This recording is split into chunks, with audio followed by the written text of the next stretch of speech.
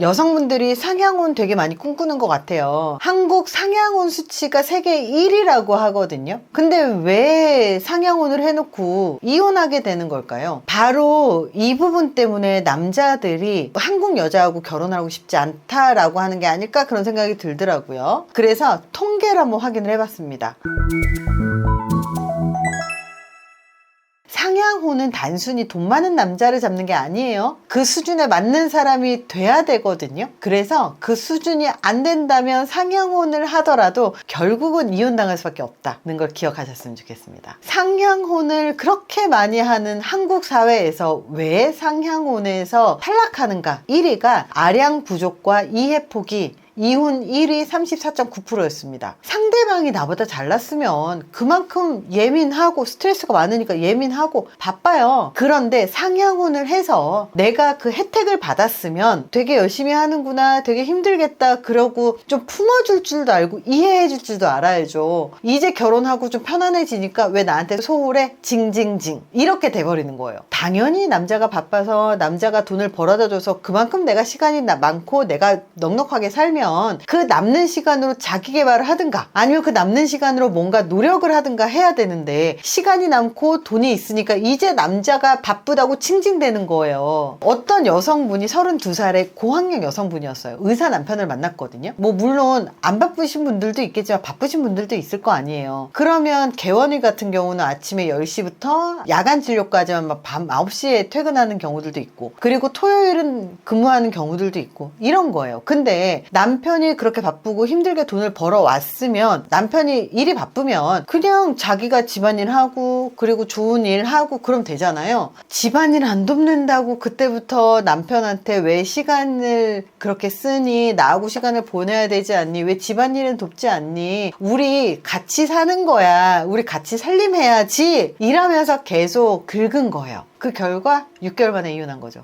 상향혼을 하고 싶다면 상대의 세계를 수용하는 아량을 키우고, 상대가 베풀어준 거에 감사하고, 그리고 내가 남는 시간을 상대방을 긁는 데 쓰지 말고 그 사람의 그런 시간이 없음에 비난하는 데 쓰지 말고 좀 발전적으로 쓰는 분들이 현명한 거지, 이렇게 상향혼에 성공을 해놓고 상대방을 계속 괴롭히면 결국은 이혼당합니다. 두 번째가 수준 차이를 과시하고 비교하는 사람들 14.6%였습니다. 상향혼을 원하시는 분들이 대부분 자격지심 있는 분들이 많아요. 왜냐면 내가 능력이 없기 때문에 능력 있는 사람을 만나고, 내가 갖고 있는 건 외모나 이런 거 말고는 없으니까 능력 있고 돈 있는 사람들한테서 받는 그 혜택으로 무언가 잘난 척을 하고 싶은 거거든요. 결국 열등감은 잘난 척을 하게 되고, 자격지심은 이 잘난 척을 공격성으로 푸는 사람들이 많아요. 내가 학벌은 낮아도 센스는 더 좋아 이런 얘기 하지 마세요. 어떤 여성분, 26살 여성분이 명문대 남자분하고 소개팅을 한 거예요. 근데 내가 학력이 좀 부족해서 열등감이 있으면 그럼 상대방의 학력이나 이런 거를 존중하면 되잖아요. 근데 오히려 열등감이 있는 사람들이 자주 하는 게 뭐냐면, 상대방의 잘난 점은 칭찬하지 않고 내가 상대방보다 잘난 게 있으면 이걸 바탕으로 상대방을 깎아내리기를 하거든요. 그래서 우리 집은 좀 돈이 좀 있는데 학벌 갖고 뭐 먹고 살아요? 라든지 이런 식으로 이야기를 하잖아요. 그러면 내 열등감 때문에 괜찮은 사람들을 깎아내리다가 상대방이 만나지 않는 거죠. 통계적으로 남자는요, 존중받지 못할 때 관계를 종료합니다. 현실 파악을 못하는 이득충들은요, 결국은 끝이 좋지 않아요. 왜냐하면 이득충이라고 하는 건 내가 부족하고 열등감이 있기 때문에 이득만을 보고 달려가는 거거든요. 조건만 보고 상대방한테 달려드니까 그 사람의 생활습관, 그 사람의 지금까지 삶의 태도, 삶의 노력, 성취, 그리고 성실성 이런 것들과 함께 그 사람의 가족 배경까지 관심을 갖지를 못하는 거예요. 상대방의 재력만 보고 결혼을 했다가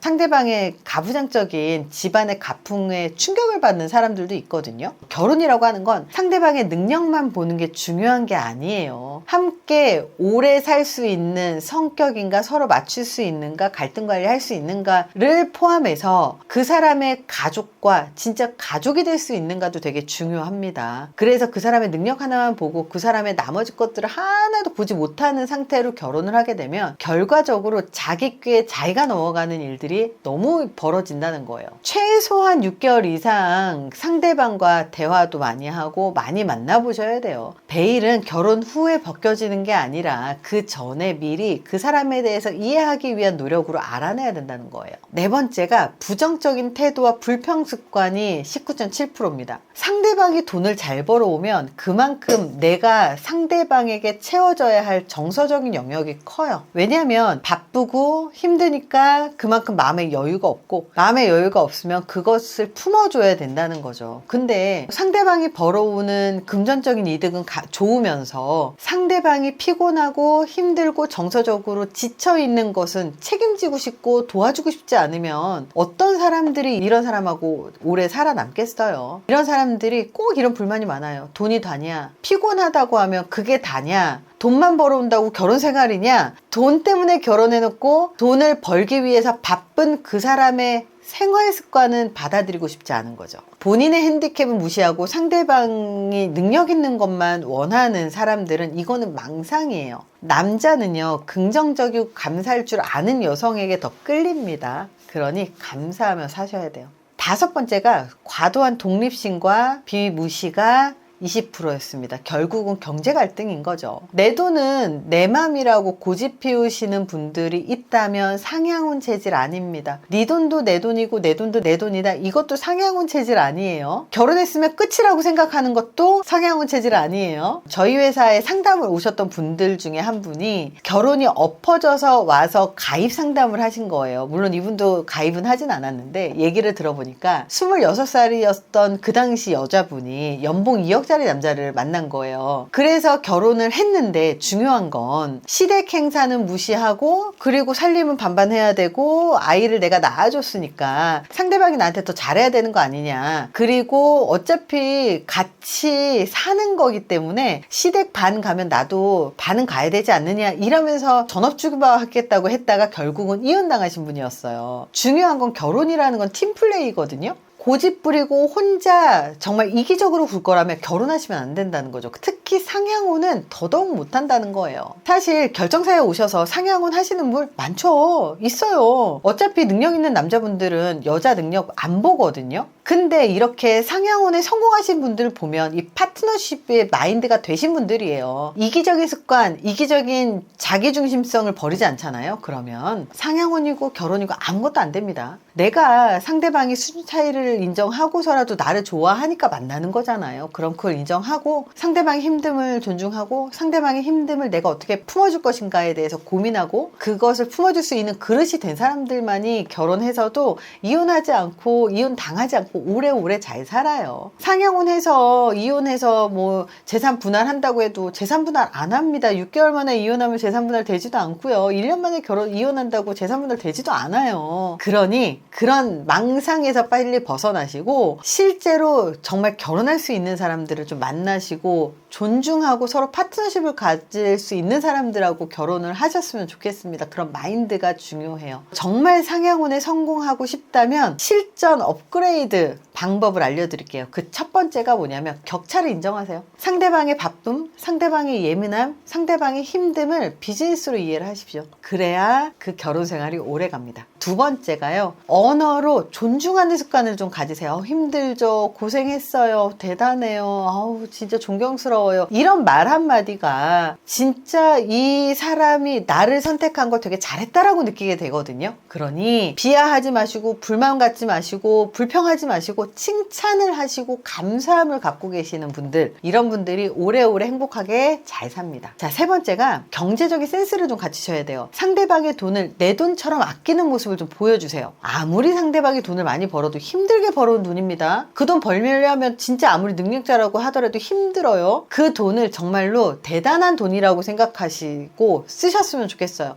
펑펑 쓰라는 게 아니에요. 아끼고 소중하게 생각하고, 그리고 이 사람의 정말 수명을 깎아서 에너지를 깎아서 가져온 돈이라는 걸 기억하십시오. 네 번째가 핸디캡을 직시하셔야 됩니다. 내가 애가 있거나 스펙이 낮거나 연봉이 낮거나 자산이 낮거나 무엇이든지 이 사람보다 낮아서 상향운이 된 거라면 그 상대방을 통해서 얻어진 만큼 그 사람이 부족한 무언가를 내가 채울 생각을 하셔서 상대방을 정서적으로 안정시키는, 그런 상대방의 마음을 편안하게 해주는 방식으로 나의 쓸모를 증명해 주세요. 내 쓸모가 없으면서 바라기만 하면 어느 누구도 다 큰 징징거리는 어른을 입양해서 키울 생각은 없다는 거 기억하셔야 됩니다. 다섯 번째는요, 학습 루틴을 좀 가지세요. 상대방의 수준에 맞게 상대방의 대화 수준을 따라갈 만한 지식을 쌓으려면 매일 공부도 하고 책도 좀 읽고 해야지, 상대방의 돈을 쓰면서 매일 놀러 다니고 쇼핑이나 다니고 피부 관리나 하고, 뭐 물론 그것도 중요하지만 그래도 대화 수준은 어느 정도 따라갈 수 있는 지적인 수준까지 좀 갖추셔야 되지 않을까, 그런 생각을 합니다. 습관이 자기의 팔자를 바꿔요. 상향운은 로또가 아니에요. 습관을 개조하고 생각을 개조해야 돼요. 사회에서 어느 정도 상위에 있는 사람들, 이런 사람들의 생활 습관들을 내가 따라가려면 나도 업그레이드가 돼야 되거든요. 그리고 그 사람이 그렇게 바쁜 만큼 내가 그 사람에게 내가 무언가 해줘야 될 것들이 있다라는 거예요. 아량이나 존중이나 존경과 감사가 없으면 이렇게 능력 좋고 스펙 좋은 남자는 잠시 거쳐가는, 그냥 실수했구나, 다음부터 이런 여자 만나지 말아야지 하는 그냥 시행착오의 한 명으로밖에 지나가지 않습니다. 그러니 내가 상향혼을 하고 싶고 내가 상향혼을 했다면 반드시 해야 되는 건 그 사람의 맞는 그런 수준이 되는 사람인가? 그렇지 않다면 내가 그 수준이 되는 사람이 되도록 노력하는 것, 이게 진짜 상향혼에 성공하는 방법입니다. 그러니 먼저 나부터 돌아보셨으면 좋겠습니다. 이번 영상이 도움이 되셨길 바랍니다. 감사합니다.